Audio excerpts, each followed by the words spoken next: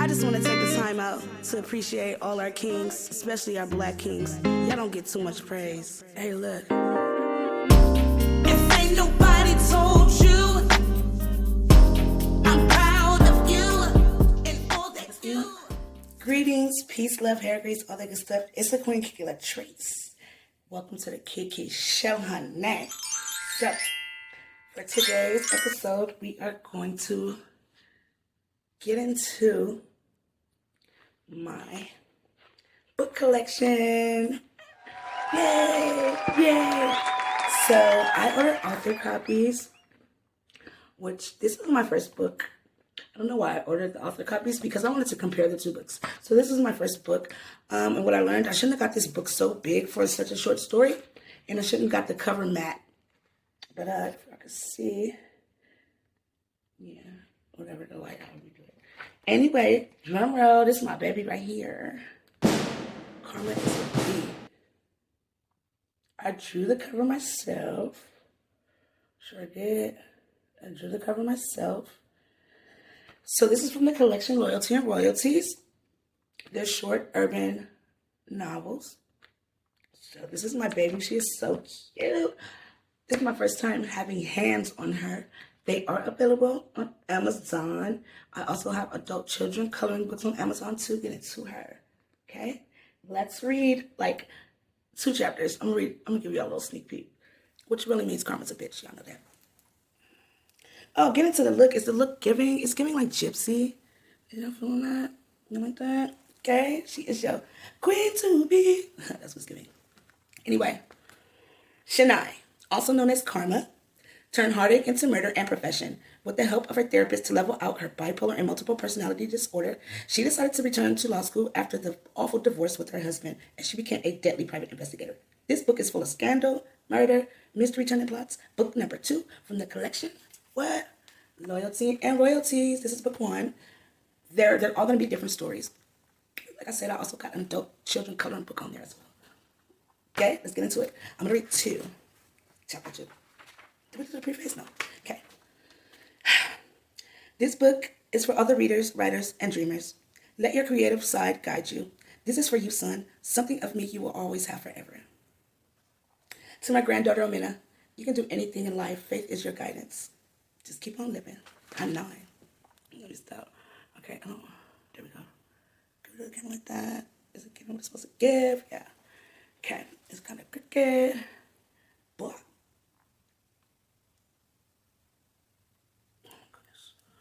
Sorry, y'all. All right. So let's get into her. Baby.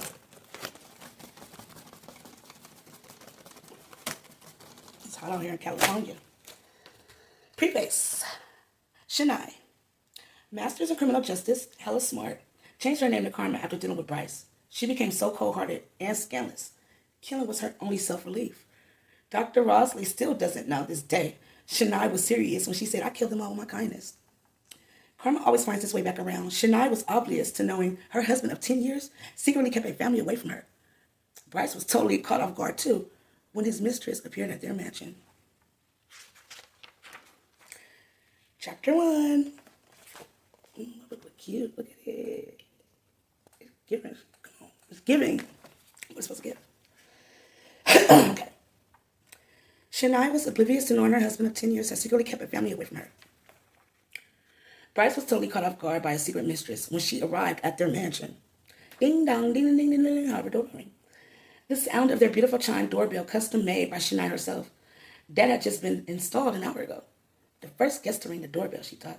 That's the sound that will never go away forever. Every time I hear chimes of that nature, it makes me gradually weak and rickety, like a fireball sensation igniting inside of me. So sick to my stomach, she said to her therapist. Shania and Bryce met in college. Bryce graduated with his law degree.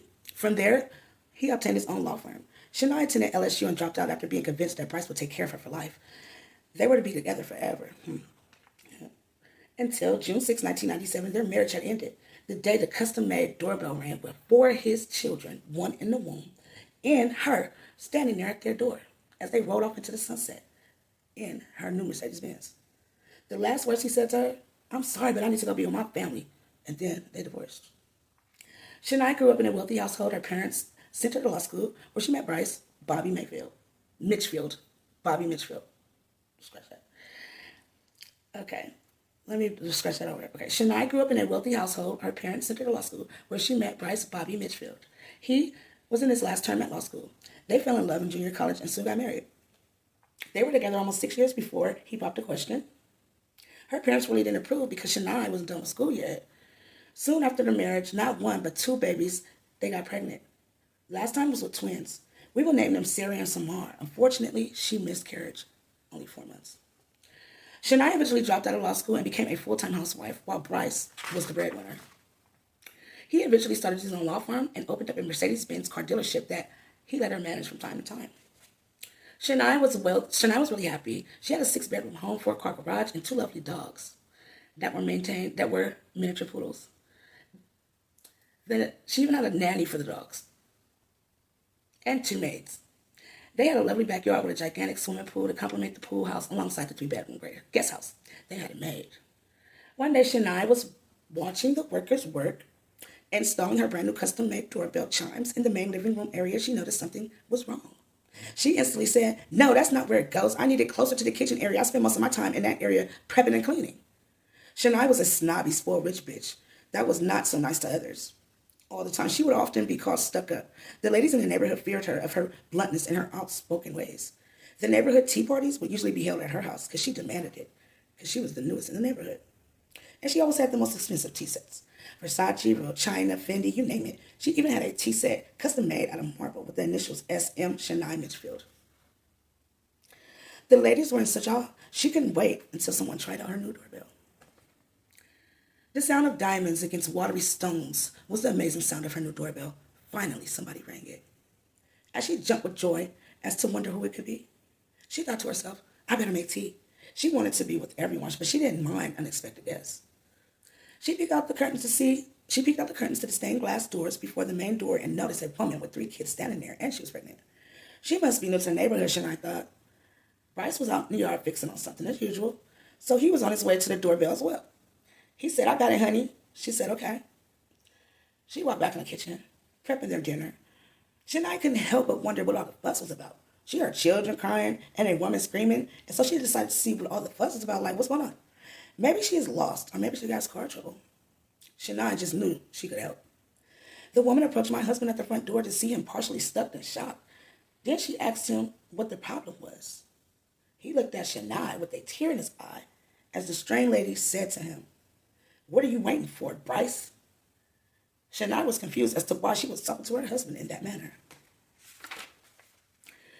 He looked at her, looked at the kids, looked at his wife.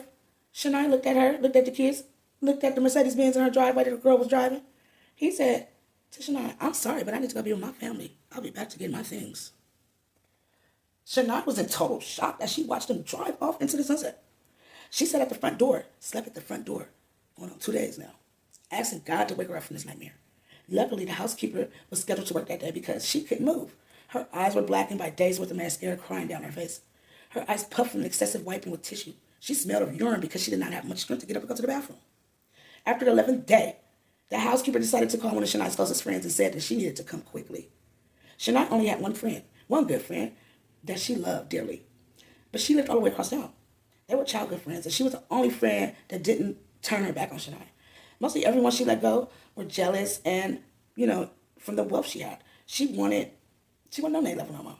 But she kept one friend, Krista. Krista came on the first flight. She was there following evening to find her friend stuck and crying at the front door, smelling of loud urine and other chemicals she couldn't even describe.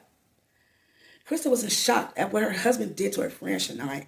How could he just say he has to be with his family? What the fuck are you to him? Krista said. Stop, and that was chapter 1. Okay, let's get into chapter 2, honey. Okay. I hope y'all feeling it. I don't know where my mind be, what I be thinking about when I'm writing, but yeah. Shout out to my mama for keeping me in the library as a child. See, when I was coming up, we didn't have no cell phones. What we had? Pagers. I think cell phones had just came out and they was about this thick. I would always go to the library card. When I used to get put on punishment, the TV in my room. No, I was spoiled. My mom would take the TV out, and all I had was books. Books, instruments, microphones. Yeah, so thank you, Mama. And my mom used to also love to read, too. She always used to read. She had lots of books. Okay, so get into chapter 2. Okay, so in chapter 1, it talked about what happened with her and her husband, Bryce, and how he left with the mistress. Okay. 5 years later, therapy sessions. Okay. My parents really didn't approve of me leaving school because they had such high expectations of me. But I was in love, convincing Dr. Rosley nothing was wrong with me. But he hurt me. He hurt me deep. 4 fucking kids, 1 in the womb. The oldest child looked like 13 years old. We known each other 13 years. So was he ever fucking faithful? She said to her therapist, "So, Miss Shania, have you been dating? How's your social life?" Dr. Rosley asked. "Well, I did happen to go on a few dates, but that didn't work out, I said nonchalantly. "I killed him," I said to Dr. Rosley with a cute little smirk on my face. He looked at me surprisingly and took his glasses off and said, "What do you mean by that?"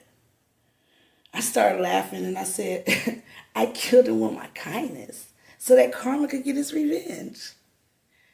He thought I was one of those cheap, low-life summer spring flames, and I had to put him in his place. But in a kind way, Dr. Rosley, and he never called me again. And that's not what I'm looking for. I want to be more to a man, But deep down inside, I really want to tell him. In fact, I actually did kill my date, Dylan. Okay, we're on this part. It says Dylan. I can't even see that. Dylan, okay? She was in awe of his presence. He was all that she wanted in a man. Nice looking, handsome, physically fit, and very well established man. A gentleman at that. Dylan was gazing into her eyes as she took sexy sips of wine as they conversed and waited for their dinner to arrive. He took Shania to a prestigious restaurant alongside the beach. The candlelight dinner was so romantic, and she was astonished. This water. Okay, girl, because I can't see it. Let me get these little glasses. Okay, what was that? What was that? Okay. The candlelight dinner was so romantic, and she was astonished. "So enough about me," she said to Dylan. "Tell me a little bit about your love life." Dylan went on to talk about how he was single for a while now. He was a single father of twins, and he owned 2 Jaguar car companies franchises and was very well established. Him and his child's mother had their differences, but they were no longer together. As the days grew and the months prolonged, all she got was Dylan working all the time. The nice dates, that was okay. Resort weekends, when he said that he was working and invited her to come along, they would have every other weekend. It came to a halt. Shania was confused because it's going on 6 months now. It's going on 6 months now, no commitment between them. She never has been to his home that he says he shares with his sister and her 2 kids. Dylan should tell her he just wasn't ready to bring a woman. No, Dylan told her he just wasn't ready to bring a woman home with his kids, which she understood. In the meantime, as there was no commitment, Shania continued to date, but she was actually really wanting to be with Dylan. Dylan found out about one of her dates. Shania went on, and from there, he just stopped talking to her. She didn't understand why he would just end their friendship when there was no commitment. Dylan told her he thought that she would eventually be his wife and that he was going to eventually let her meet the kids, but he demanded that he knew what type of woman she was, just like the rest. And at least that's what Shania assumed. Shania was not that type of woman. Not that type of woman that he predicted. Shania was honest with him about everything. She wanted it to work out, but he just ignored her. A few months went by, and she decided to give him a call. They started to work on their friendship. Shania wanted more with Dylan, but things just remained the same. Weekend trips, romantic nights at resorts. The sex was amazing, but all 11 trips came to a halt. He told her the only reason he sticks around is because the sex was good. Shania felt kind of hurt by it, but she wanted to believe that to a man, that sex was his way of showing his love. But still, no meeting his family. Everything slowly came to a halt again. No phone calls, no texts, no nothing. But now, Shania became very enraged. Her every thought was about him. Her every minute was about him. Shania couldn't even sleep at night. She would wake up sometimes in a cold sweat and wake up crying sometimes. Just the thought of Dylan being with another woman made it sick to her soul. The dream she would have about Bryce, the same dream she would have about Bryce, but never thought anything of it. This time she took action. Shania felt in her soul there was something that Dylan wasn't telling her. It had to be.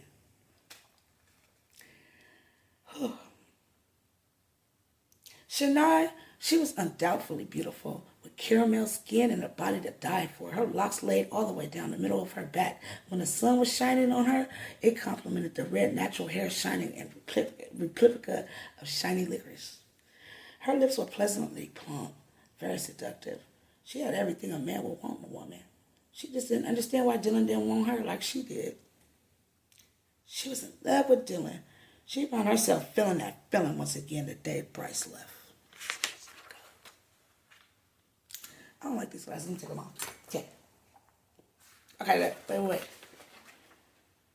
Okay, that was chapter 2. I don't even know if I want. Chapter 3 is the T. Chapter 3 is the T.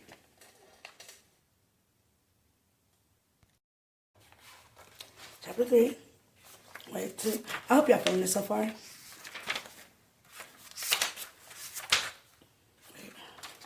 Okay. Chapter 3. Okay. The next morning, Shania called Dylan. It seemed like all they did was argue.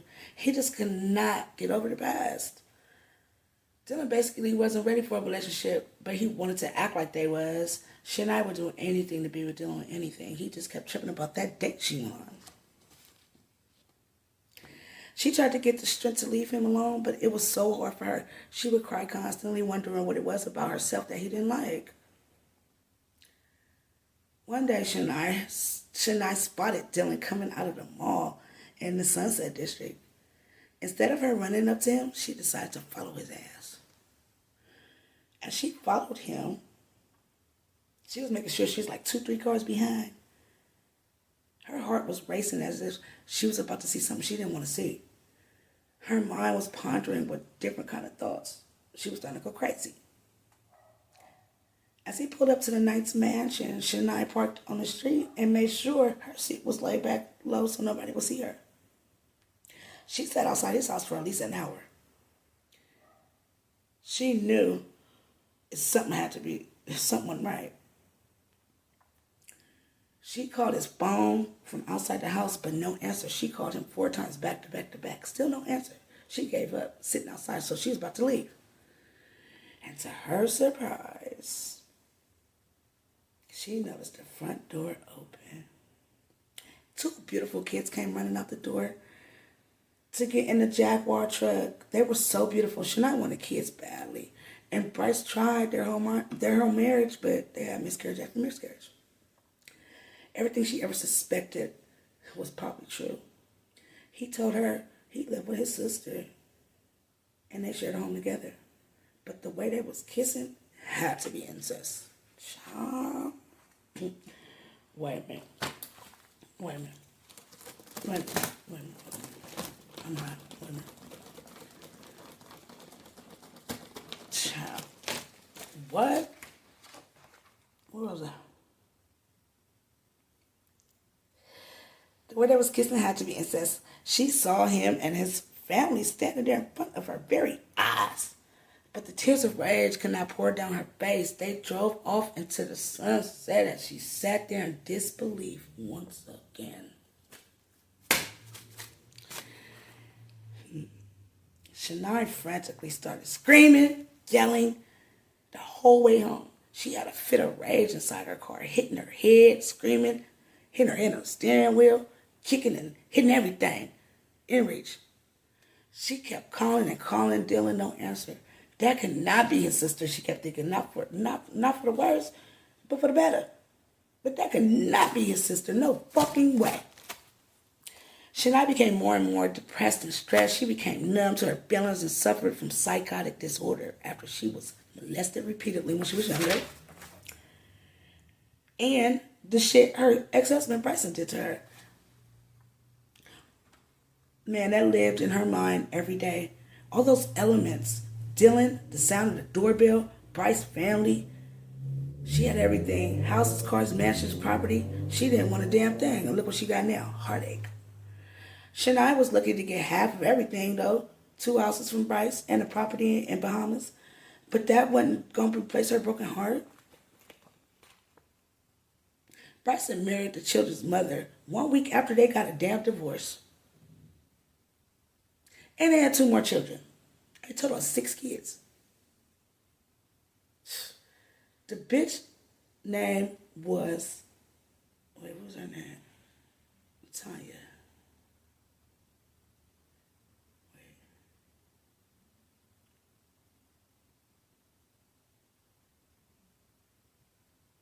Okay, scratch that.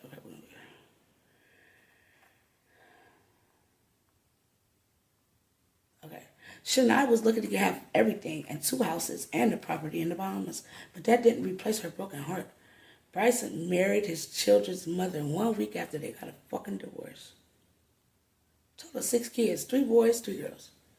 And guess what? I heard that bitch already had a kid by somebody else back in high school. That bitch looked familiar. The bitch name, I forgot. She went to Palmetto High School with me. She used to run with them bitches, that clique named the Prissies. Milana flexed in and all them hoes. Milana became famous and that bitch stole her man and had his child. And the bitch stole another girl's man. The dude that she was messing with, Devin, he was the finest in high school. He eventually cheated on her and left her for a goddamn dude. Oh no! I'm like, fine. The whole time Devin was gay, he left her for a fucking man. They got to be one of the most humiliating feelings in the world. I'd rather this happen to me, Bryce leaving me for a man, than this shit. That's what she get. You would think she would be ashamed of herself. But no, this bitch, that's her name, LaTanya, takes my husband. What a fucking dream life that was stole from me. Becomes a bitch, watch what I say. Shania finally got a hold of Dylan 1 month later. She was such a different Shania. She was out of it. She cut her locks off, honey. She cut her locks off. She wore heavy makeup and she dressed very provocatively. She said she wanted to see him, and he obviously fell for the bait. Dylan took the bait and met up with Shania. They met and talked about them. She wanted to know if they were going to ever be together. He then brings up the past again. At this point, Shania started to perform oral sex on him. She knew that's what he loved. He loved the way Shania polished his meat as her head would seductively rise up and down and around, stroking it at the same time with her nails freshly manicured, spitting and sucking hard to where her cheeks were sucked in like the scales of the fins on a fish. In and out, in and out. Her saliva would be the lubricant to the slippery polish on his meat. He moaned like a bear, grrr, of desire and lust. She knew she loved him, but Dylan didn't love her the same.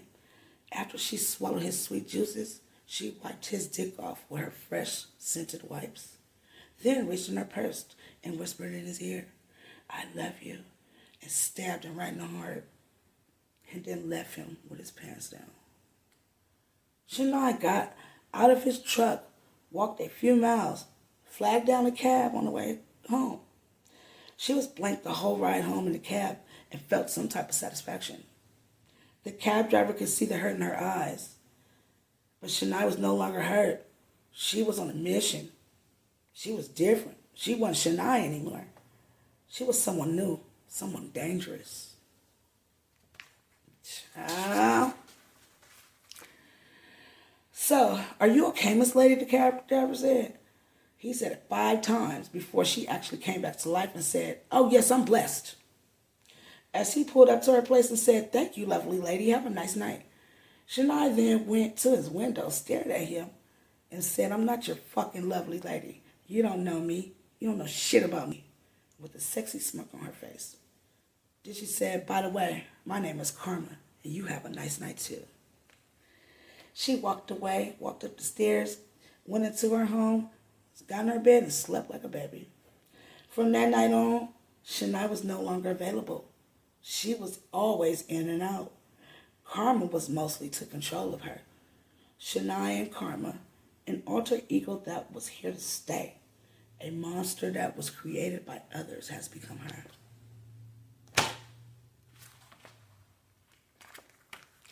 Y'all don't have to get the book to read the rest. So, that's what it's giving. These books are on Amazon. If you want a signed copy, let me know personally. They're on Amazon. They also are on Kindle Read. And I also have young adult children's coloring books as well. Loyalty and Royalty. Next video, I'm going to read some of this book, my first book. So thank y'all for listening. And I hope y'all love it. Love my books. Ashe, ashe. Peace, love, hair grease.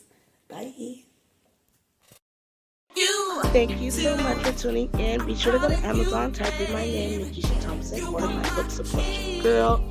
They're on Amazon, 2 urban novels, and a young adult coloring book. Here's a little more about the author, which is me. You can find this on Amazon. Thank you for tuning in to Kiki's show. I run this tonight. In the middle of the night, I stare at you, my king. You feel me too.